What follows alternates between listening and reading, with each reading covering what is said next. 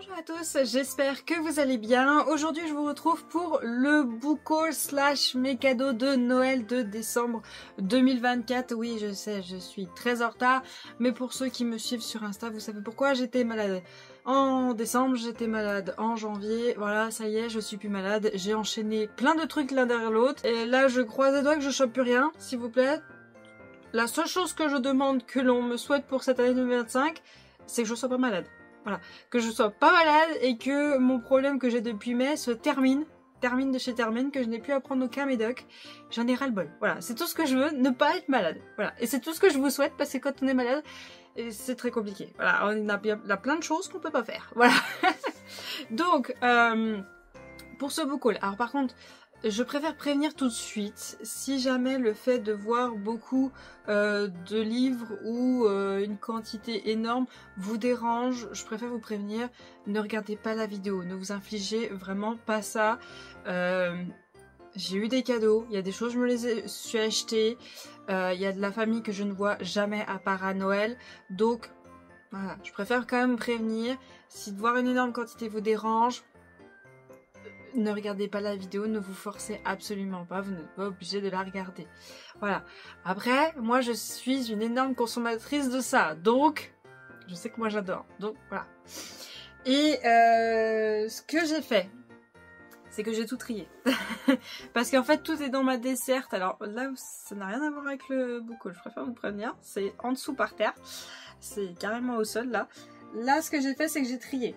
Donc on va commencer par tout ce qui est manga et webtoon. Donc là ce que vous voyez, la pile, ce n'est que ça. Voilà, ce n'est que ça. Ce qui est livre est encore par terre. Et j'ai mis sur le haut tout ce qui est des suites de ce que j'ai déjà. Et en dessous tout ce qui est des nouveautés. Alors je le vois là tout de suite, je préfère vous prévenir. Je viens de me foutre un cil dans l'œil. C'est pour ça que l'œil est tout rouge et qu'il me fait mal. Donc si vous voyez faire ça, vous savez pourquoi. Donc, on va commencer. En premier, j'ai reçu un livre que je crois que j'avais complètement oublié qu'il était sorti. C'est le tome 12 de Vampire Dormitory de Emma Tayama des éditions Pika Éditions. C'est une romance shoujo vampire où on suit une jeune fille qui... si je me rappelle bien, parce que l'histoire, ça fait un moment qu'elle a commencé, qui n'a plus rien, vraiment plus rien du tout, qui, je crois, avait été adoptée par son oncle ou un truc comme ça, et qui avait des vues sur elle alors que c'était une mineure et tout ça, donc du coup elle s'est sauvée, et elle se déguise en homme pour qu'on la laisse tranquille, parce que oui, même si elle a l'air, enfin, elle a l'air du coup d'un homme très mignon, on l'embête beaucoup moins que si c'est une femme, donc elle... je crois qu'elle s'est carrément coupé les cheveux, elle demande à faire un travail dans un métier d'homme, enfin que des choses comme ça. Et elle va rencontrer notre personnage masculin qui est un vampire et donc va s'en suivre une histoire entre les deux, qui est géniale. Sauf arrivé après le tome 10, donc le tome 11, je trouve que ça aurait dû s'arrêter au tome 10 l'histoire. Le tome 11 j'étais en mode je suis pas fan du tout. Je laisse encore une chance, on verra bien, mais en tout cas moi je vous dis quand du tome 1 au tome 10 c'est pipite. Tome 11, j'ai peur de sur quoi on se dirige, donc voilà. Après, je laisse le doute, ça se trouve, c'est le fait que ça fait un moment que l'histoire a commencé et que je commence un peu à m'essouffler sur l'histoire, donc... je laisse le... Ensuite, j'ai reçu le tome 5 de l'enfant du dragon fantôme de Ishii Yukishiro des éditions Komiku. Alors, j'ai pas encore commencé l'histoire, j'ai les 4 premiers tomes, mais en fait, je suis beaucoup dans la team, je préfère avoir toute l'histoire. Mais... bon bah vous avez bien vu, il y a certaines histoires, je les lis pendant que les tomes sortent au fur et à mesure. Mais le truc c'est que je n'aime pas avoir 40 000 histoires en cours, en manga et webtoon. Donc là j'en ai quand même beaucoup, j'ai cet étage là, plus celui du bas, plus encore celui du bas, où j'ai quand même des histoires qui sont en cours, que j'ai commencé, que j'attends les suites. Donc... j'attends que ça se termine un peu ou que ça avance vraiment, en tout cas au niveau des sorties, genre ça se trouve tout va sortir avant que j'ai une histoire qui se termine, et ben quand tout sera sorti je le lirai d'un coup, ou alors quand j'en aurai terminé une, ben je commencerai celle-ci, voilà. Donc J'espère de tout cœur que ce sera génial. En tout cas, les graphiques sont très beaux. Quand je les regarde comme ça, je vous montre pas parce que c'est le tome 5, je vais vous spoiler. Mais l'histoire est vraiment très belle. C'est une jeune fille qui, dans le résumé du tome 1 au dos, on nous dit qu'elle se fait adopter bébé par un dragon fantôme. C'est celui-ci, voilà. Donc voilà. Au cas où, si vous le souhaitez, il y a déjà les 5 premiers tomes qui sont sortis, si ça peut vous intéresser. Ensuite, j'ai reçu le tome 2 de Autrice de ma destinée. Alors je crois que c'est Fuki, Geokumbal et Winterleaf. Donc on a 3 personnes, donc je pense qu'on a aussi la personne qui a fait les dessins dedans. Des éditions Coda. On a déjà les 2 premiers tomes qui sont sortis, donc c'est un webtoon, hein, c'est en couleur, voilà. Et dans cette histoire, on suit une autrice qui a écrit un livre qui va se retrouver incarné dans son livre qu'elle a écrit, mais bien sûr pas le personnage qui va vivre heureux pour toujours. Non, elle va se regarder dans celui où elle risque d'aide, voilà. Donc du coup, on va la suivre dans ses péripéties. J'ai pas encore lu le tome 1, là j'ai reçu le tome 2, et si vous voulez savoir, le tome 3 sort début février. Je n'ai plus la date, de toute façon je vais pas tarder à vous faire la vidéo des sorties de février, donc voilà. Et alors au début je croyais que cette histoire là serait qu'en 3 tomes, pas du tout. Pas du tout, il y aura plusieurs tomes. Ensuite, j'ai reçu le tome 6 de Comment Reliana a survécu au manoir Wink Knight de Wal Milcha. Et c'est de la maison d'édition Kotun. Donc Awetoon, je viens de vous le dire, donc pas besoin de vous expliquer, hein, c'est en couleur, c'est un manga en couleur. Je ne l'ai pas commencé, mais j'ai les tomes d'avant. Et je crois que celui-ci au début... Non. Enfin, je sais pas si je vous avais dit un tome qui serait la fin. Non, c'est pareil, on ne sait toujours pas quel tome sera le dernier. Donc je pense qu'on en a encore pour un petit moment pour cette histoire-là. Ensuite, un petit souci entre guillemets. J'ai reçu le tome 2 de Mon mari d'enfer de Erara Gabinam et Jung Young des éditions K Factory.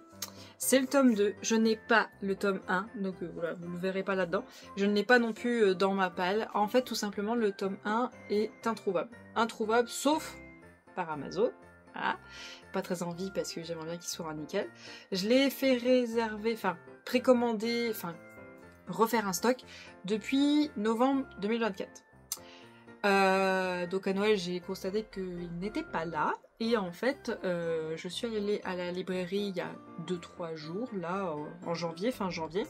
Elle m'a expliqué qu'il n'était pas en réimpression nulle part pour le moment. Et que personne ne l'avait, sauf Amazon, parce qu'ils impriment avec leurs trucs. Donc, elle m'a expliqué que de toute façon, l'histoire est en cours. Qu'il y a encore plusieurs tomes qui doivent sortir. Donc dans tous les cas, ils vont le réimprimer, le tome 1. Ils vont pas laisser ça comme ça avec juste le tome 2. Donc j'aurai le tome 1 plus tard, mais j'ai déjà le tome 2 et en fait je l'ai pris, enfin, il a été pris parce que, bah, vu que le tome 1 est introuvable, si ça fait la même chose pour le tome 2, je me suis dit, autant le prendre tout de suite, on va éviter la catastrophe. Et pour finir, dans les suites de manga et webtoon qui m'ont été pris, on m'a pris le tome 6 de Seule la mort attend la vilaine de Gwengeaoul des éditions Kotun. Donc alors cette histoire là je pensais que ça s'arrêtait au tome 8. Je crois que c'était un truc comme ça que je vous avais dit. Non, pas du tout. Pas du tout, ça ne s'arrêtera pas au tome 8, il y en a encore beaucoup derrière, beaucoup. Donc je pense que je vais relire les 3 premiers tomes, parce que je crois que les 3 premiers tomes je les ai lus fin 2023 je crois, ou tout début 2024. Je vais les relire et après je vais relire les 3 suivants. Je sais pas si j'ai déjà la date du tome 7 au cas où je vous l'écrirai ou vous le verrez peut-être dans une prochaine vidéo. Mais cette histoire est incroyable. On suit une jeune fille qui, je crois, si je me rappelle bien, que c'est la fille bâtarde de son père. Ça veut dire que elle n'a pas été conçue avec la maman qui était prévue de cette famille. Voilà. Et donc le père fait revenir sa fille quand elle est petite parce que la maman avec qui il l'a conçue est décédée. Sauf que elle va vivre un cauchemar auprès de ses demi-frères qui vont vraiment lui pourrir la vie. Et quand elle sera un peu plus en âge, elle va se prendre un petit appart pour continuer la fac avec un petit boulot et tout ça. pour pouvoir être loin d'eux, qu'ils la persécutent plus. Et une copine va lui parler d'un jeu mobile qui est incroyable, une histoire de romance et tout ça, et elle va se mettre dessus le soir même. Et au final, elle va torcher le jeu. Elle va torcher le jeu et tout. Et quand elle termine le jeu, on lui propose de faire le jeu différemment, en incarnant la vilaine, ce qu'elle va faire parce qu'elle est à fond dans le jeu, elle veut tout faire. Et elle va se faire happer par le jeu et elle va être réincarnée en la vilaine qui meurt normalement dès le début. Sauf qu'elle, elle va tout faire pour ne pas mourir parce que est-ce qu'elle a des vies? Elle ne sait pas. Est-ce qu'elle peut se réincarner? Elle ne sait pas. Donc il faut tout faire pour se faire apprécier par un maximum d'hommes, que ce soit amitié, amour, famille et tout ça, pour éviter que l'un d'eux ne la dipouille. Voilà. Donc on suit tout ça et franchement c'est génial. Et notre personnage, donc du coup la vilaine avec ses cheveux, mais ils sont tellement beaux, tellement bien faits. Pour le moment, en ayant lu que les 3 premiers tomes, j'ai déjà un chouchou au niveau des personnages, mais il y en a plein qui ont dit que elles avaient le même que moi avec les 3 premiers. Et là, ayant lu les 3 d'après, elles ont totalement viré de bord. Voilà. Donc j'ai hâte de les lire et de savoir. De toute façon, j'ai changé mon système pour lire mes livres. Donc je vous expliquerai tout ça dans un bilan ou alors dans mes piles à lire. Ensuite, alors j'ai reçu, et je crois que le dernier tome, c'est moi qui l'ai acheté parce qu'il est sorti après Noël, je crois. Les 3 premiers tomes de Father I Don't The Six Mariage.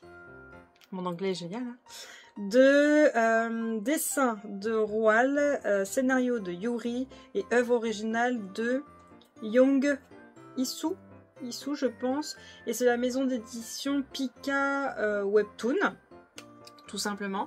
Alors j'ai les 4 premiers ici. Vous voyez, ils sont pas bien épais d'ailleurs ceux-là, comparé à d'autres. Je ne sais pas combien de tomes fait l'histoire. Je crois qu'il y a un 5e qui devrait arriver. À voir. Mais voilà, j'ai déjà les 4 premiers, donc les 3 à Noël, le 4e, je crois que c'est moi qui l'ai pris. Dans cette histoire, je vais vous relire le dos parce que moi-même je me rappelle plus. On nous dit prisonnière d'un récit à la fin tragique, elle devra être l'autrice d'une autre destinée. Vivre dans l'univers d'un roman qui n'en a jamais rêvé. Notre héroïne, elle, s'en serait bien passée. Victime d'un accident mortel, elle se retrouve propulsée dans l'histoire du livre qu'elle a lu, réincarnée dans la peau de Juvélian, fille de duc odieux. Elle mettra fin à ses jours après avoir été accusée à tort de meurtre. Sauf que ce rôle de méchante condamnée ne lui convient pas. Notre héroïne décide de réécrire l'histoire et de changer la destinée du personnage qu'elle incarne, mais prise entre la rancune et son ex-fiancé de prince et le désamour de son duc de père, Juvélian, peut-elle seulement espérer échapper à une fin tragique. Ah si, on a l'info, elle est en 8 tomes. Vous voyez, c'est écrit derrière le tome 1. Celle-ci, elle est en 8 tomes. Bah, vous savez quoi, je vais attendre que les 4 prochains sortent, je pense, et puis je me ferai d'une traite. Ça, c'est bien. J'adore quand ils font ça. Je vais essayer de vous trouver une page. Hop, voilà. Hop. Ça, c'est très très bien. Très bien. S'ils pouvaient faire ça pour toutes les histoires, ça serait génial. Ensuite, on m'a pris les 2 premiers tomes de... je crois que c'est Élever une bête ou un truc comme ça. My Gently Raisin Bestie. Je crois que c'est J'ai élevé une bête ou un truc comme ça, j'avais vu en français. Donc les dessins sont de Yazulki, scénario de Teava et œuvre originale de Early Flair. J'écorche les noms, je suis désolée. Donc c'est de la maison d'édition Pika Webtoon. Donc pour le moment il n'y a que 2 tomes et c'est une série en 9 tomes. Je vais vous aimer Pika Webtoon. Hein. Ah, je vais vous dire que je vous aime comme jamais hein, si vous faites ça à chaque fois. Hein. C'est écrit sur chaque tome. Là les 2 premiers là c'est écrit. C'est bien écrit, c'est en 9 tomes. Ah ils sont géniaux là. Oh, incroyable. Ah bah là ils sont passés devant tout le monde. Ils sont passés devant tout le monde. J'ai pas encore lu une histoire mais rien que pour ça. C'est génial. Donc bah, j'ai déjà les 2 premiers. Si jamais je termine les webtoons en avance, je la commencerai. Sinon, bah, ça attendra que les 9 tomes sortent. Je vous ai pas lu de quoi ça parle. On dit j'ai élevé une bête. Bah voilà, c'est en français. Lorsque l'orpheline Blondina apprend du jour au lendemain qu'elle est la fille du souverain de l'empire d'Athènes, sa vie bascule de la pauvreté à l'opulence. Installée dans le château de son père, elle apprend les usages liés à son nouveau statut d'altesse impériale. Mais Blondina doit aussi faire face à l'animosité de son frère Lart et de sa sœur Adélée, qui la considèrent comme une fille illégitime de leur éminent père. De nouveau livrée à elle-même dans cette cage dorée, Blondina va faire la rencontre d'un petit chat noir, pas comme les autres, qui va lui apporter enfin un peu de joie.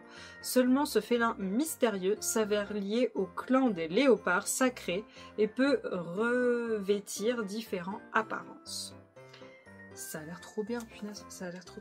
J'ai envie de tout lire, c'est une catastrophe. Aidez-moi, j'ai envie de tout lire. Ensuite, on m'a offert ces 3 premiers tomes là de Business Proposal, dessinés par Narak, adaptation Perilla et histoire originale Way Woke, si je me trompe pas. Donc c'est de la maison d'édition Cotoon. J'avais vu combien il y avait de tomes déjà. Parce que je crois qu'elle n'est pas finie d'être écrite. Et je crois que pour le moment, déjà en anglais, je crois que j'en ai vu 7. Je crois, hein. Mais je suis pas sûre. Et je crois que le tome 4, nous, il arrive soit en février, soit en mars. Je suis pas sûre de tout ça. Donc, retrouver la comédie romantique coréenne adaptée sur Netflix. Je l'ai pas trouvée. Moi, perso, je l'ai pas trouvée. Et on nous dit Opération Séduction, oups, c'est mon patron. Donc Shin Hari était loin de se douter qu'en acceptant de rendre service à son ami, sa vie allait virer au cauchemar. En remplaçant Yong-soo lors d'un rendez-vous amoureux arrangé, la jeune employée se rend vite compte que quelque chose cloche. Le riche et beau prétendant n'est autre que Kang Tae-moo, son patron. La vie de bureau devient alors un véritable parcours du combattant pour Shin Hari, qui doit désormais cacher à son prétendant qu'elle est son employée et échapper à ses appels incessants. Mais tout va basculer quand elle répond enfin au téléphone de Kang Tae-moo, veut l'épouser le plus vite possible. Ça a l'air trop bien, trop drôle. Il y a juste un petit truc qui me chagrine. Ces cases, ces énormes traits blancs là. Je suis pas une grande fan, mais bon, soit. Par contre, j'ai vu, genre les chapitres ils commencent comme ça, et après au dos comme ça. Alors, c'est joli, hein, mais ça fait beaucoup de pages. Ça fait beaucoup de pages. Sachant que, alors les webtoons c'est 15 €. À chaque fois c'est 15 €. Mais surtout c'est très lourd. Et quand on a beaucoup, je préfère vous prévenir, quand vous avez beaucoup de webtoons, la bibliothèque n'aime pas du tout. Mais alors pas du tout. Donc si vous avez des webtoons, sachez que ça sera en bas de la bibliothèque. Parce que sinon votre planche là, par exemple celle qui est là, elle va faire... Voilà, un beau ventre. Voilà, je préfère quand même vous prévenir. Ensuite, j'ai reçu le tome 1 et le tome 2 de la nouvelle chef de clan de Monstudia et histoire originale de King Rouache, d'édition Cotoon. Sachez que le tome 3 est déjà sorti. Voilà, il est sorti au mois de janvier et le tome 4, je ne sais pas si c'est février ou mars, je me rappelle plus. Donc on nous dit une jeune femme décide de changer son destin et devient chef de famille. Firantia fait partie des héritiers de la prestigieuse famille Lambardi. Après la mort de ses 2 seuls soutiens, son père et son grand-père, ses cousins la persécutent et réduisent leur héritage à néant. Firantia meurt de façon tragique avant d'avoir pu sauver sa famille de la faillite. Mais la chance est de son côté et la jeune femme se réincarne dans son corps d'enfant. Firantia décide alors de changer son destin et de prendre le contrôle de la famille Lambordi. Ça a l'air trop bien, vraiment trop bien. Mais là par contre je ne sais pas combien il y aura de tomes. Bon bah, dès le début on la voit en adulte avant qu'elle se fasse réincarner. Vous voyez les cases sont moins... Les cases blanches sont moins présentes, c'est moins intense. C'est ce que je préfère. Mais, bon bah, c'est pas grave hein, pour les autres. Mais voilà. S'il vous plaît, Cotoon, au dos là, ici. Combien il y a de tomes prévus, s'il vous plaît? Ensuite, alors celui-ci, je ne l'avais pas du tout mis dans ma liste, pas du tout. On m'a pris Morgana et Oz de Miouli des éditions Coda de Albin Michel. Celui-ci, j'ai dû en parler beaucoup. J'ai dû beaucoup en parler pour qu'on me le prenne, donc il est là. On nous dit, lorsque Morgana, la sorcière maladroite, rencontre Oz, le vampire un peu punk, les étincelles fusent. C'est le dîner de la dernière chance pour trouver une solution au conflit entre le clan des vampires rouges et la famille de sorciers Winterberry. Mais rien ne se passe comme prévu. Touché par un des sortilèges hasardeux de Morgana, Oz est transformé en chat. Les deux adolescents pourront-ils briser le sort et surtout éviter une guerre sans pitié entre leurs deux familles? Je crois que j'ai entendu que c'était il y avait quand même une romance entre les deux. Par contre, les dessins sont moins glossy que les autres webtoons. Voilà, je préfère vous prévenir. Là, c'est plus mat. Voilà, là, c'est beaucoup plus mat. D'ailleurs, hop, si vous voulez la première page dès le début. Voilà. Ensuite, pareil, c'était pas du tout dans ma liste, on m'a offert le tome 1 et le tome 2 de La Méchante est une marionnette de Mongli Anirim des éditions K Factory. Donc voilà, tome 1 et tome 2, j'ai les deux là. Je ne suis pas du tout mis dans ma liste, hein, mais moi ça me fait plaisir, c'est pas un problème. On nous dit, la beauté c'est le pouvoir. Kael'na Hill, sublime princesse impériale, a fait de cet adage son maître mot, mais elle n'est rien de plus qu'un vulgaire pantin dans les mains de son frère, le tyrannique prince Regef, qui l'utilise afin de devenir le nouvel empereur, et ce dernier compte bien se débarrasser d'elle une fois qu'il y sera parvenu. Cette intrigue au cœur du roman de fantasy, La Dame à la rose noire, ne parle que de trop bien à une jeune lectrice d'aujourd'hui qui vit une situation similaire dans son entreprise, prête à la sacrifier sans aucun remords. Alors quand la jeune femme revient à la vie dans le corps de Kael'na, elle décide d'en profiter afin de reprendre son destin en main. Après tout, elle connaît toutes les intrigues du roman et elle est bien décidée à faire de la cour son théâtre de marionnettes. Ah, beaucoup de réincarnations.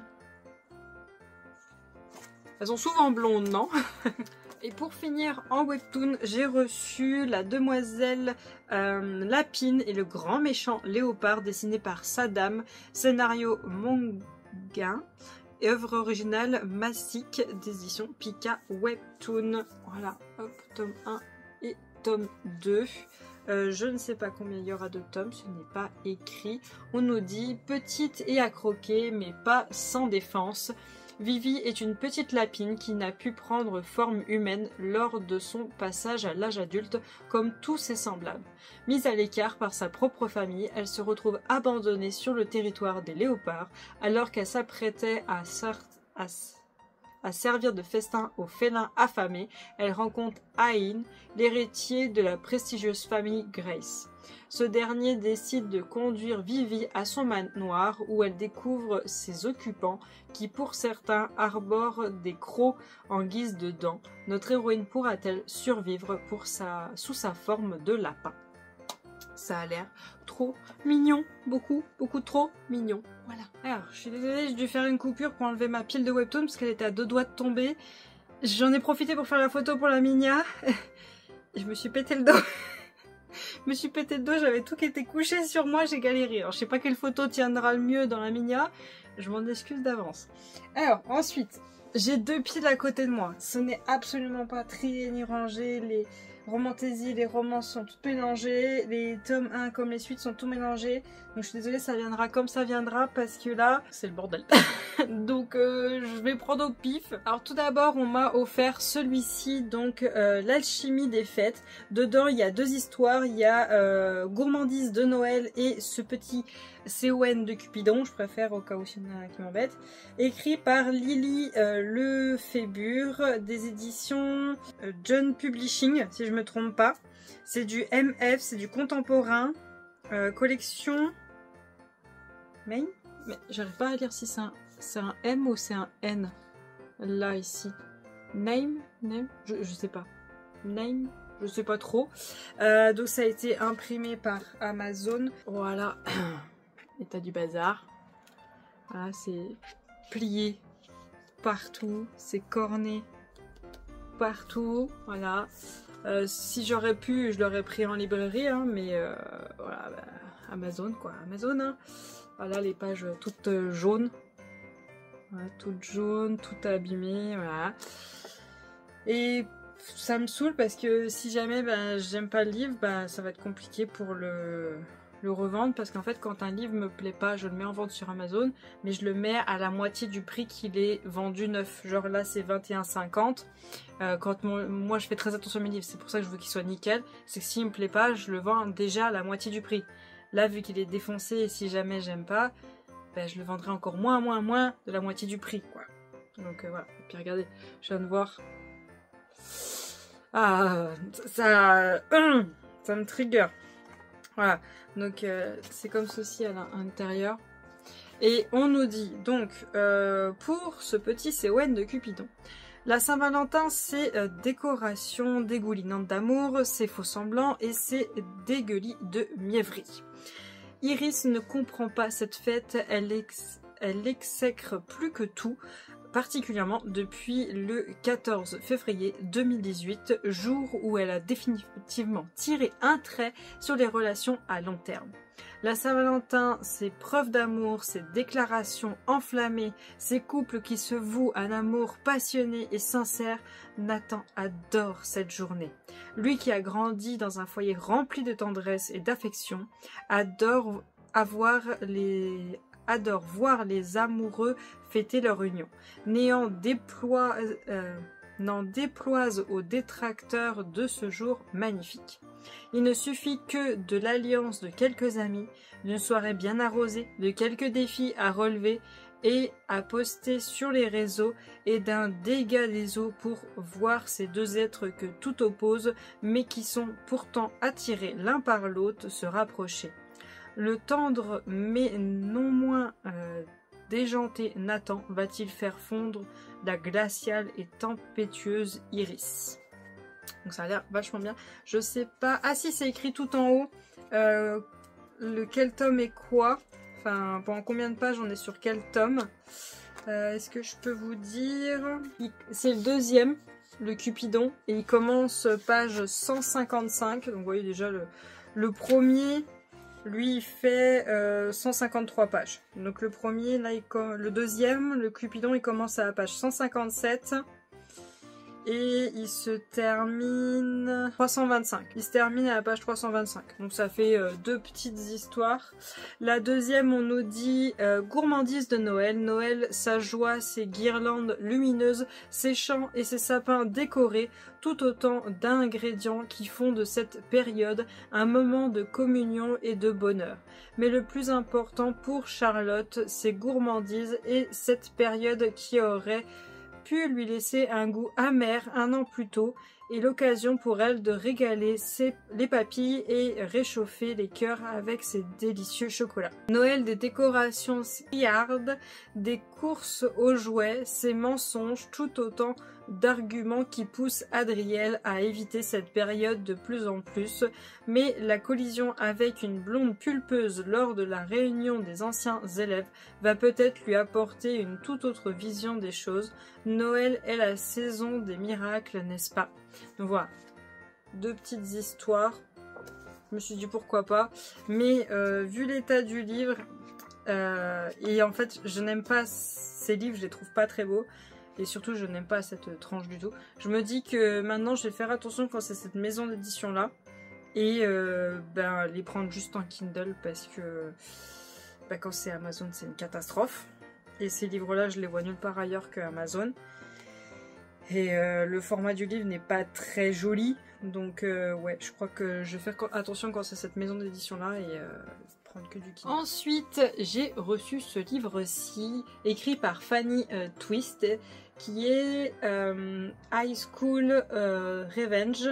de la maison d'édition que je ne retiens jamais le nom. Donc celle-ci, pareil, il vient d'Amazon, il est rayé de partout.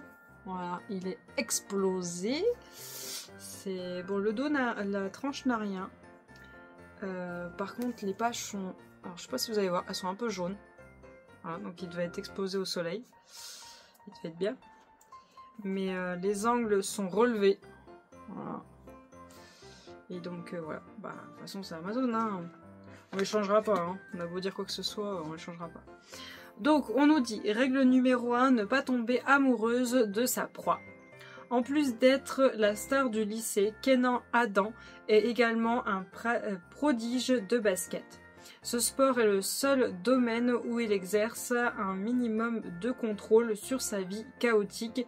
Il s'y dévoue corps et âme. Alors le jour où il se fait voler sa place de capitaine par Masson, l'un des coéquipiers, il décide de se venger. Rayer sa voiture de luxe, trop facile. Coucher avec la fille dont Masson est amoureux depuis le collège, déjà fait. Non, il y a mieux, beaucoup mieux pour atteindre son ennemi en plein cœur. Kenan va séduire sa petite sœur, d'1 an plus jeune qu'eux, lui prendre sa virginité et la larguer brutalement. Angel a de grands yeux innocents. Elle se cache derrière son violon et ses vêtements informes. Elle n'est clairement pas de taille à résister à Kenan. Du moins, c'est ce qu'il croyait.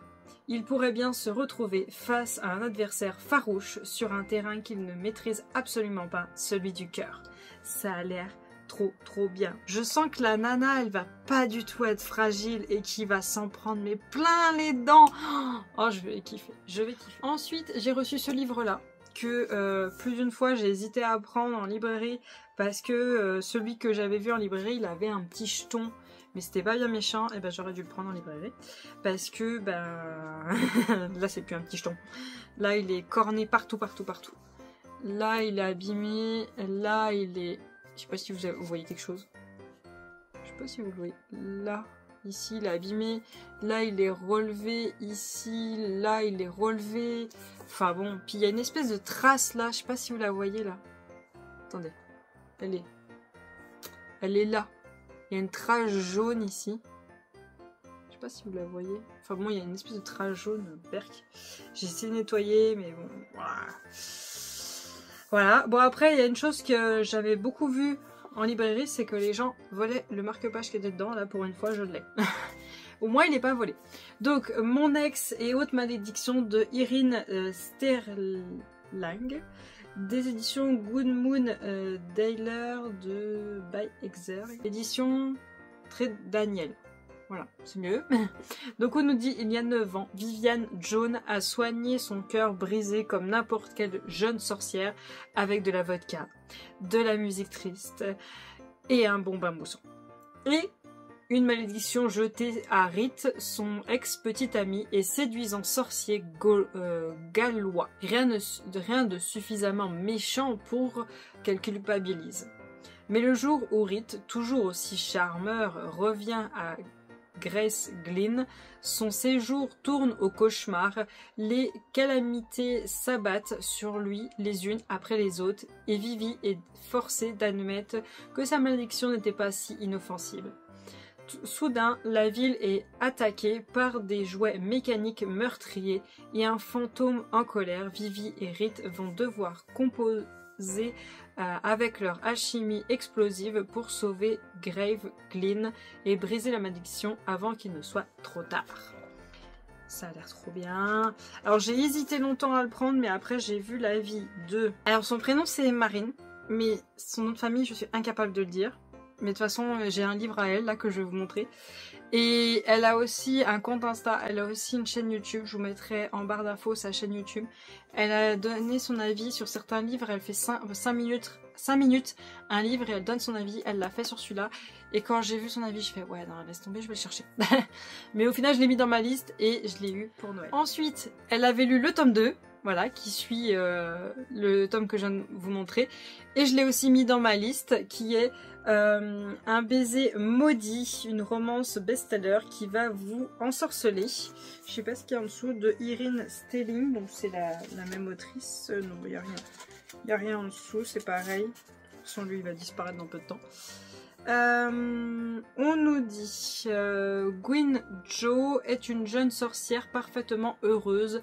Elle tient une boutique de magie prospère et sa famille forme un coven puissant à Crave Clean. À l'approche d'Halloween, elle n'a qu'un seul problème, le beau mais agaçant Well, tout droit venu du pays de Galles. Ouais.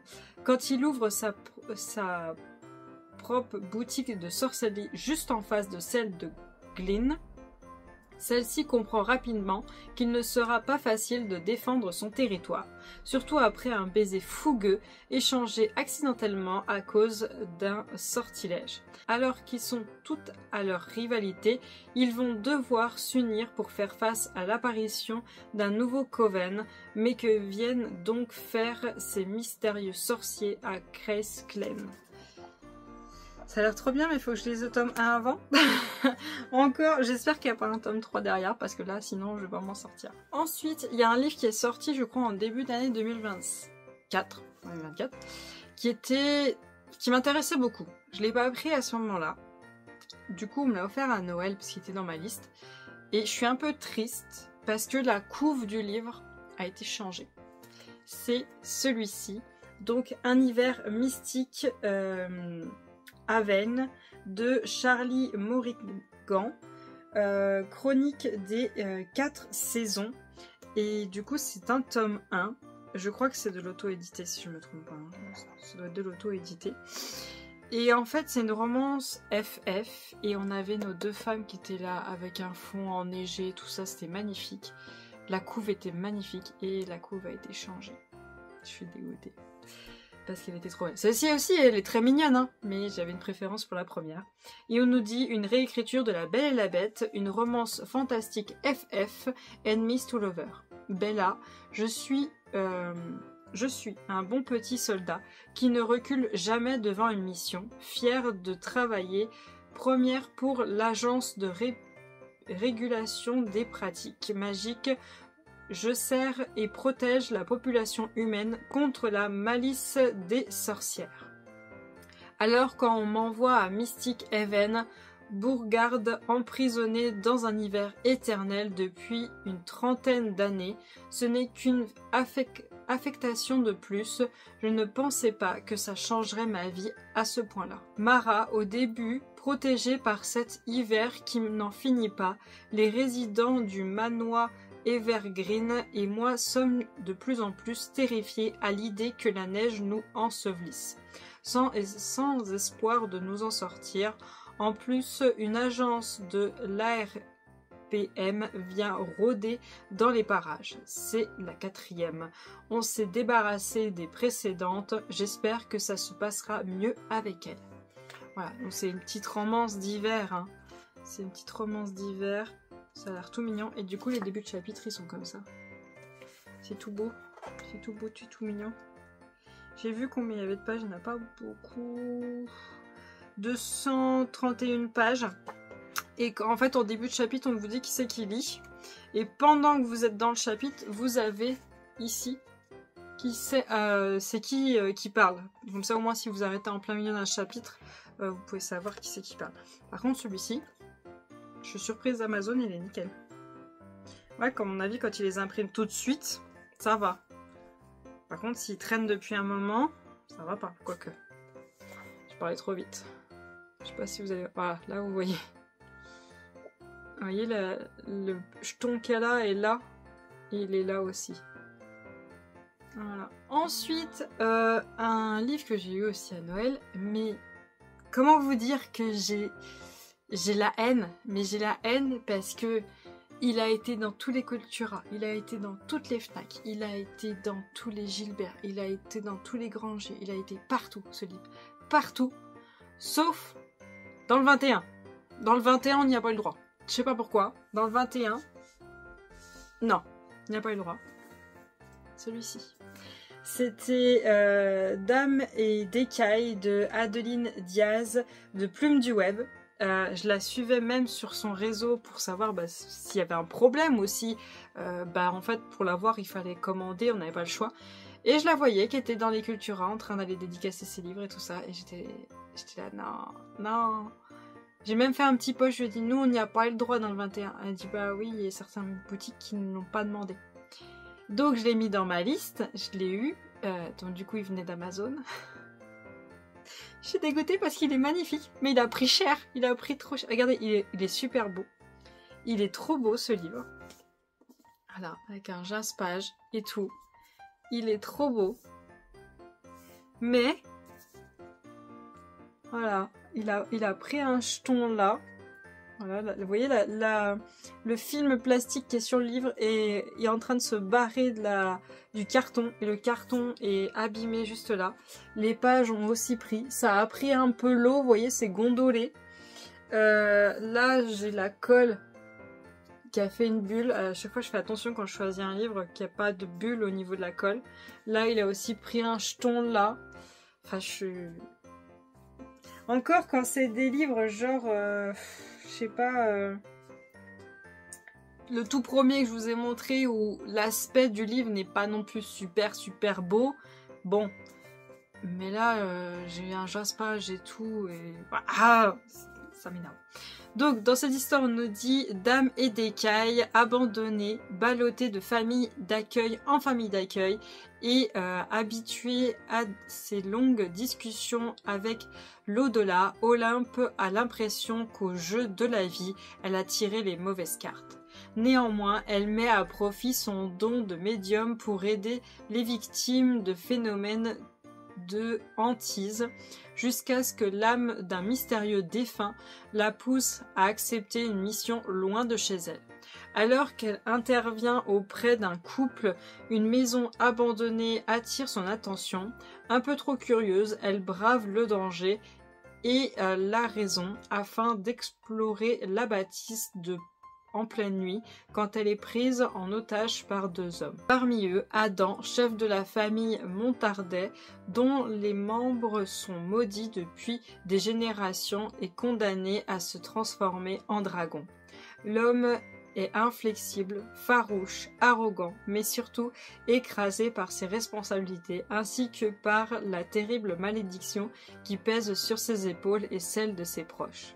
Coincé avec eux, sans échappatoire, et malgré leur hostilité évidente, Olympe décide de les aider, au péril de sa vie et de son cœur. C'est le deuxième livre où le personnage masculin s'appelle Adam. Et j'en ai encore plein dans ma palle où il s'appelle Adam. Alors d'ailleurs, Adam, A-D-A-M, c'est Adam, et A-D-A-M-S, ça peut se dire Adam. Voilà. Je préfère vous le dire parce que je vis avec un Adam, voilà. Donc voilà, c'est comme ça que ça se dit. Mais il y a beaucoup de personnes qui disent Adam, même s'il n'y a pas de S à la fin. Et le problème, c'est que je vois monsieur, moi, quand je vois écrit ça. J'ai trop hâte. J'ai trop hâte. Je crois que c'est un one-shot, si je me rappelle bien. De toute façon, il n'y a pas écrit tome 1 dessus. Hein. Non. Il n'y a pas écrit tome 1, donc je crois que c'est un one-shot. Ensuite... Ne me jetez pas la pierre, vraiment ne me jetez pas la pierre. On m'a offert ce livre aussi. Donc Sorcery of Thorn de Margaret Rogesson des éditions Big Bank et c'est la version collector où on a le tome 1 et le tome 2 qui sont dedans avec des petites notes de l'autrice. J'ai le tome 1 et le tome 2. Ils sont juste là dans ma petite case. J'ai commencé le tome 1 en tout début d'année 2024. Je me suis arrêtée parce qu'il y avait trop de descriptifs. C'était trop pour moi. J'étais pas dans le mode. Je pouvais pas. Et j'étais en mode, c'est pas possible ce livre. Je ne peux pas l'abandonner. Je veux aller au bout. Je veux connaître la suite parce qu'il y a trop de gens qui disent qu'il est génial. Donc je me dis, ça se trouve c'est que le début. Et je me suis dit, tiens, ils l'ont sorti en relié, il est splendide, vraiment magnifique. Et on va pas se mentir, oui, c'est le chat qui fait que je veux continuer l'histoire. Mais je me suis dit, si je le relis avec les notes de l'autrice pendant l'histoire, et avec cette carte, même si je crois qu'on en a une. Oui, je crois qu'on en a une dans l'autre. Je me suis dit, peut-être que ça va m'aider. Vous voyez, dès le chapitre 1, sur le côté, on a une petite note de l'autrice. Et je me suis dit, vu qu'elle lit beaucoup des grimoires dans l'histoire, alors oui, ils ont fait l'espèce de jaspage grimoire sur celui que j'ai, que je n'aime pas du tout, mais un grimoire dans les anciens livres, c'est plus comme ça que c'est écrit. Voilà, avec le gros L comme dans les Bibles au début, et puis voilà. Donc j'étais en mode, ouais, et puis là, vous voyez, il y a la petite note de l'autrice et tout, j'étais en mode, ça se trouve, je vais beaucoup plus kiffer comme ça, et puis... Maintenant que j'ai lu pas mal de fantasy, je me dis, ça se trouve, j'ai peut-être plus apprécié. Enfin, bon, je suis faible, mais il est beau. J'aime le bleu, j'aime le vert. Donc voilà, c'est pas ma faute. Hein. Il est trop beau. Voilà. Hein. Vous l'avez vu? C'est bon, vous savez que je l'ai. Je vous ai pas lu le dos, hein, parce que vu que c'est un livre que j'ai déjà, je vous refais pas le topo de cette histoire. Ensuite, on m'a offert celui-ci qui est... Spark of the Everflame de Pen Collie des éditions Calix. Je crois oui c'est ça. Ça c'est un livre chouchou de Nina Quill, mais la couverture ne ressemblait pas à ça, de son livre chouchou. Et je crois, je dis peut-être une bêtise, mais je crois qu'il était que comme ça. Il n'y avait pas de brochet, il était que en relié. Et je crois que j'ai vu que le tome 2 sort en mars. Je crois. Je sais plus. Mémoire de poisson rouge. Bonjour. Donc voilà, le livre il ressemble à ça. Avec un beau jaspage. Très beau jaspage. Voilà. Voilà. Et je me suis méfiée parce que... C'est Calix ou pas? Je crois que c'est Calix, mais je suis pas sûre. Ils avaient sorti une histoire dont j'ai pas pris le livre en relié, je l'ai pris en brochet. Parce qu'ils avaient fait des livres orange et le tome 2 est bleu. Et le tome 1 qui est orange a déteint sur tous les livres qui étaient autour, dans les présentoirs, dans toutes les librairies. Donc c'est pour ça que moi l'histoire, j'essaierai de vous mettre la couve là de l'histoire, où moi je l'ai pris en brochet et pas en relié pour éviter les dégâts. Même s'ils sont très beaux en relié, je voulais pas de dégâts, parce que vu le prix des livres, il est hors de question que ça bousille mes livres qui seront autour. Et du coup là, j'ai regardé s'il y avait eu des dégâts sur les livres autour, je l'ai même frotté dans mes mains pour être sûre, parce que des livres justement dont je vous parle, même quand on les frottait dans nos mains, on était... voilà, ça se trouve c'est pas Calix, hein, je me rappelle plus. Mais là, tout va bien. Voilà, je préfère vous le dire, tout va bien. Ce n'est pas le cas. Donc dans cette histoire, on nous dit, dans un monde colonisé par les dieux et gouverné par les descendants, leur cruelle progéniture, Dame Bellator aimerait échapper à son misérable quotidien. La disparition soudaine de sa mère l'oblige à entrer dans l'univers sombre des descendants afin de percer les mystères qu'Aurélie a laissés derrière elle, contrainte de participer à la guerre civile qui s'intensifie. Dame devra naviguer entre les règles du pouvoir, de la politique et de l'amour pour sauver sa famille et l'humanité tout entière. Est-ce que nous avons une carte? Déjà on a ceci à l'intérieur. Oh la carte. Ah non là par contre c'est pas cool. La carte.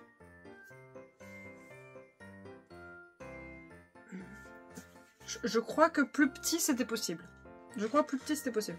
À tous ceux qui s'entendent dire qu'ils brillent trop fort et à tous ceux qui les aiment précisément pour leur éclat. C'est beau. Yep. C'est écrit bien gros. Il y a des pertes de pages parce que les chapitres commencent toujours à droite. Ça me dérange pas mais je préfère prévenir. Ah. Il y a 507 pages. Par contre, il n'y a que là que ça l'a fait, donc c'est pas bien grave. C'est après les remerciements. Il y a le jaspage qui est un tout petit peu bavé. Mais c'est pas grave, hein, si c'est à cet endroit-là, c'est pas bien. Un tout petit peu bavé là. C'est pas bien grave là où ça arrivait, mais faire attention que ça arrive pas à un endroit où il y a des choses écrites. C'est pour ça que si jamais le livre n'est pas emballé, vous le prenez et vous faites ça. Pour pouvoir au moins regarder le plus gros, pour être sûr de vous. Ensuite, on m'a offert le tome 2 du Faucheur de sorcières qui est La Cité des Ruines de Charlissa Wake, d'édition Lost Kingdom, et c'est Witch Walker, la saga. Je sais plus combien il y a de tomes prévus, je me rappelle plus du tout, donc on me l'a pris en relié vu que j'ai le tome 1 en relié que j'ai lu. D'ailleurs, je l'ai lu. Ah, attendez, je me mets à l'endroit. Notre petite jeune femme. Notre monsieur. Donc du coup dans cette histoire en fait alors je vous mettrai mon avis de lecture du tome 1 juste en haut, et s'il n'y a plus de place je vous le mets juste en bas. On suit une jeune sorcière qui est muette. Elle est muette, donc ça change de suivre une héroïne qui ne peut pas parler, qui veut venger sa sœur qui a été enlevée par le Witcher, je crois que c'est qu'on l'appelle. Donc le chasseur de sorcières qui vient une fois, je sais plus tous les combien, récupérer une sorcière et l'amener à son roi, et on ne les revoit jamais, et donc elle veut se venger et le tuer et récupérer sa sœur. Voilà, en gros c'est ça, sauf que ça va pas du tout se passer comme ça, pas du tout. Donc je laisserai aller voir mon avis. Et donc dans la première partie on était dans la partie neige, là on va changer de pays parce que notre monde est très grand, très grand, voilà. Donc le tome 1 se passe principalement là-haut, voilà, et le tome 2 je sais pas trop, je m'en rappelle plus.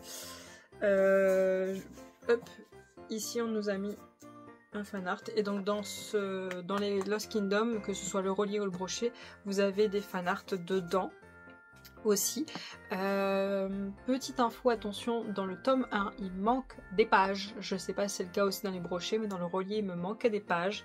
Allez voir mon post Insta sur ce livre là ou ma vidéo, je vous dirai où est-ce qu'il manque des pages, et si vous voulez les pages, bah en fait soit vous contactez le magasin, soit bah moi ce que j'avais fait en fait c'est que le livre à un moment il est passé à 2,99 €, donc du coup je l'avais en Kindle, et en Kindle il y avait les pages manquantes, voilà, juste sachez-le. Je vais pas vous dire ce qu'il en est au dos parce que bah, c'est une suite et je veux pas vous spoiler, mais attention, c'est une histoire slow burn, très slow burn, donc si vous n'aimez pas ça, voilà, je préfère vous prévenir. Ensuite, j'ai reçu à Noël ce livre-ci, voilà, Birding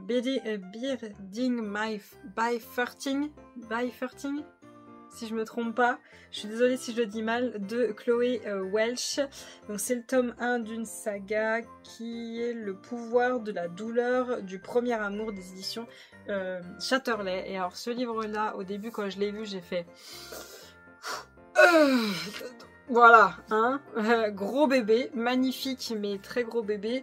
Au début j'étais en mode... ouais, j'étais pas chaud. Et au final, il y a une youtubeuse qui vit au Japon, mais je me rappelle plus de son nom, donc je vous mettrai en barre d'infos sa chaîne, et je vous l'écrirai là, qui a fait la propagande de ce livre parce qu'elle l'a lu en anglais au début, enfin elle connaît déjà toute l'histoire, et elle a relu aussi ce tome 1 en français pour donner son avis sur la traduction et si l'histoire était pareille et si elle avait les mêmes sensations. Et au final, bah... Elle m'a trop hypé, donc du coup je l'ai mis dans ma wishlist, puis je l'ai lu à Noël. Et il y a une autre youtubeuse qui s'appelle Perfect Flow qui l'a lu aussi, et j'ai un peu les mêmes goûts qu'elle, donc le fait qu'elle ait dit qu'elle aimait aussi, bah, je me suis dit bon bah deux youtubeuses que je suis qui ont les mêmes goûts que moi, qui aiment, combo idéal hein. Donc du coup je l'ai eu, et on nous dit il n'avait qu'une obsession, le rugby, avant elle. Elle ne désire qu'une chose, survivre avant lui. Johnny Cavanagh a tout pour lui, j'ai l'impression d'entendre les voix des filles. Sur un terrain de rugby, il est une force avec laquelle il faut compter. Prêt pour la célébrité, il se dirige tout droit vers le sommet. Rien ne peut se mettre en travers de son chemin, n'est-ce pas? Pas même la nouvelle fille timide du lycée Tomen, celle avec des yeux tristes et qui dissimule ses bleus. La vie n'a jamais été facile pour Shannon Lynch, brimée et torturée. Elle arrive en cours d'année au lycée Tomen, priant pour un nouveau départ. Dès son premier jour dans ce prestigieux établissement, elle rencontre le charismatique Johnny Cavanagh. Entamant une amitié compliquée et luttant contre leur indéniable attirance, Johnny et Shannon n'auraient jamais pu prévoir les obstacles qui menaceront leur relation naissante.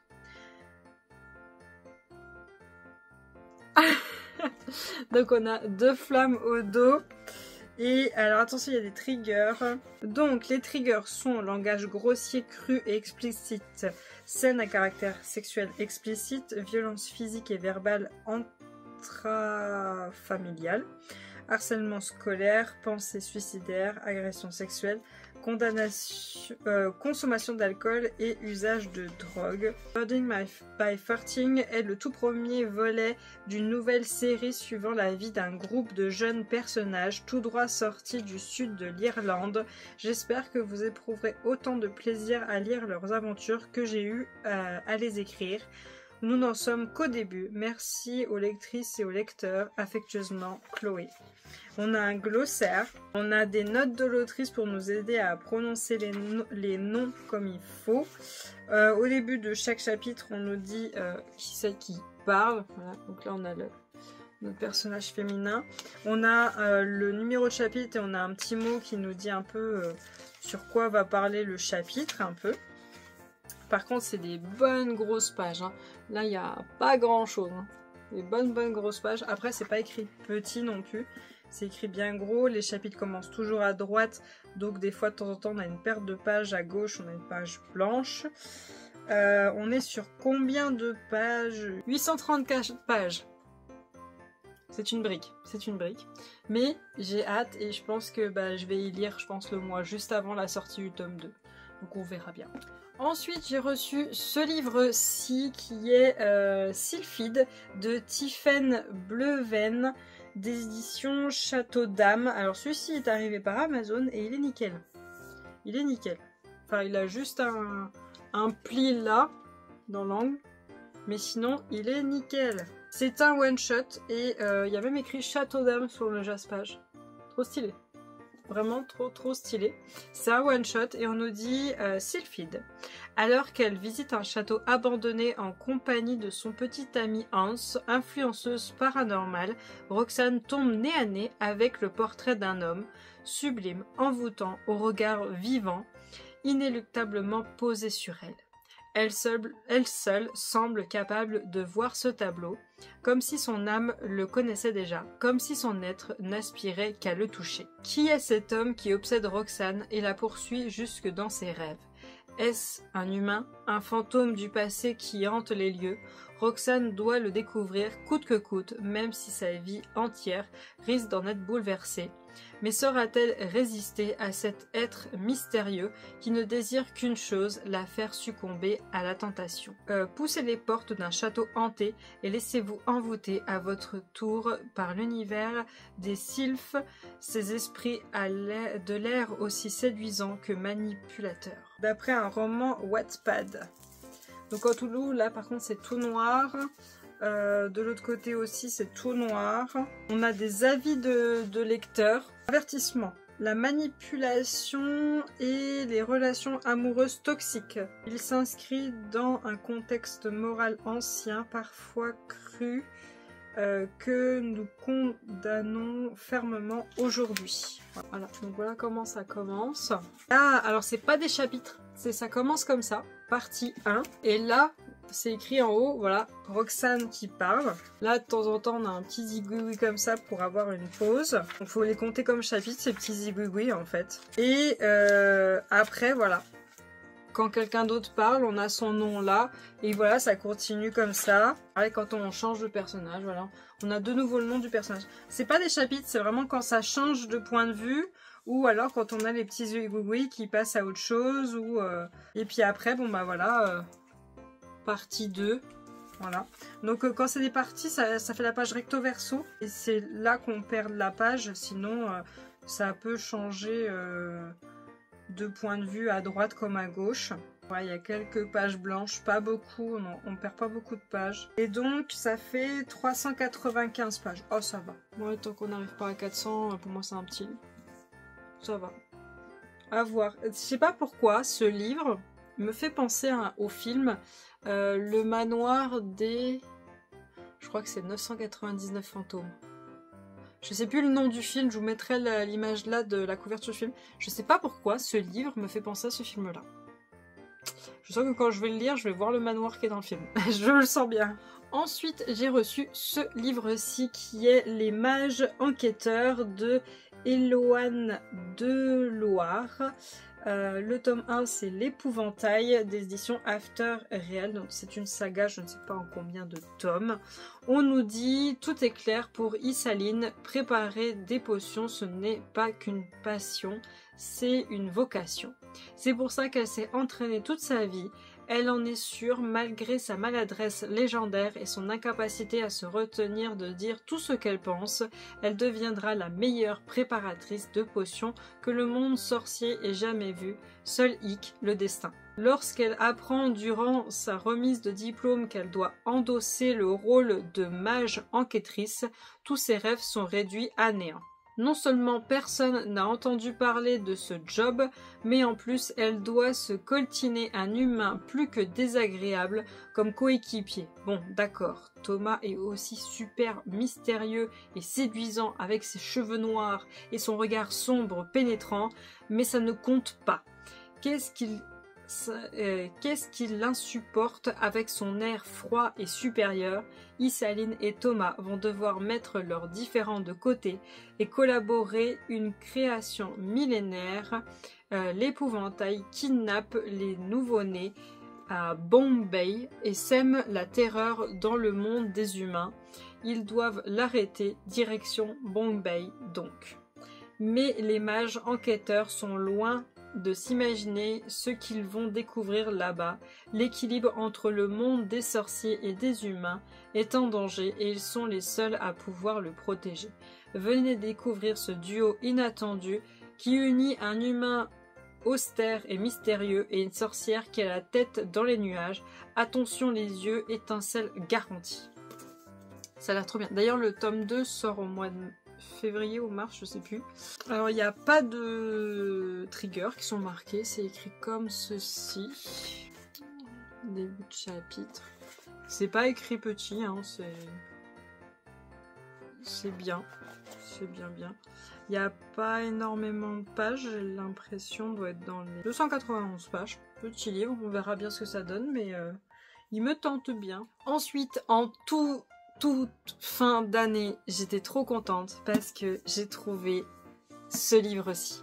Voilà, donc c'est d'elle dont je vous parlais, donc La carte des confins de Marie Repelin, qui s'appelle Muffin, je sais plus comment, sur YouTube et sur Insta, de toute façon je vous les mettrai en lien, puis je vous l'aurai écrit là, qui a aussi fait un nouveau livre en ce début d'année, mais ça je vous le montrerai dans le book haul de janvier, hein, voilà. Et en fait j'avais un mal fou à me procurer ce livre-là, parce qu'à chaque fois que je le trouvais en magasin, il était défoncé. Voilà, je peux pas le dire autrement, il était défoncé et quand je suis arrivée fin décembre, je l'ai regardé, il était nickel. Et donc voilà, j'ai récupéré le tome 1, je suis trop contente. Faut pas trop que je tarde à le lire parce que si c'est la même galère pour les autres tomes, pour pouvoir ne pas l'avoir défoncé, il faut que je lise. Donc c'est de la maison d'édition PKJ, je sais plus combien il y a de tomes parce que cette histoire est terminée d'ailleurs. Et on nous dit, et si le plus terrible des pirates était une femme? Kali, une voleuse hors pair, est parvenue à s'emparer d'un compas marin enchanté. L'instrument permettrait de trouver la mystérieuse carte des confins, un monde au-delà du nôtre dont personne n'est jamais revenu. Explorer les confins, c'est la certitude d'entrer dans la légende et le désir le plus cher de Blake Jackson, jeune capitaine de l'Avalon, le bateau pirate le plus redouté des mers. Prêt à tout pour obtenir ce qu'il veut, Blake va convaincre Kali de l'aider dans sa quête. Devenu compagnon de route, le pirate et la voleuse s'apprivoisent et se dévoilent peu à peu, mais le lourd secret que cache Kali pourrait bien ruiner leur seul espoir de mettre la main sur la fameuse carte et bouleverser à jamais leur existence. Action, humour et sacrifice sont au programme de ce page-turner irrésistible. Voilà, ça a l'air trop bien, ça a l'air trop bien. Alors je crois qu'il y a 3 tomes pour la carte des confins et après il y a la destinée de l'Avalon, si je me trompe pas. Donc c'est écrit très gros. Hein. C'était dans les rayons jeunesse, donc il n'y a pas de trigger warning. Voilà. Et on a 454 pages pour le tome 1. Donc voilà. Ensuite, un livre. Alors, j'ai eu celui-ci à Noël. Donc, Le sang et l'acier, donc de la saga Les légendes de Tezmar, décrit par Hélène Scheurer de chez Corrigan. Et c'est une saga, je ne sais plus en combien de livres elle est, mais elle est terminée. Et je l'ai eu, je crois qu'il vient d'Amazon. Et il est... Ouais, voilà. Il a pris un méchant coup là. Voilà, là. Il a pris un méchant coup. Mais en fait, il est quasiment introuvable en librairie. En relié, c'est mort. On peut plus l'avoir. Et en broché, il est quasiment introuvable en librairie. Punaise, il a même pris un coup là. Voilà. Je suis trop deg parce que les livres que tu as du mal à avoir, Amazon les a. Mais... quand tu le reçois, il est défoncé. Quand tu le reçois, il est défoncé. Donc on nous dit, Althea a un rêve ultime, devenir l'une des guerrières légendaires du royaume de Tezmar. Pour y parvenir, il ne lui reste que peu de temps, car un oracle lui a prédit qu'elle mourrait à l'âge de 27 ans. Oh, c'est moche, moi j'en ai 28, faut déjà que je sois clamsée.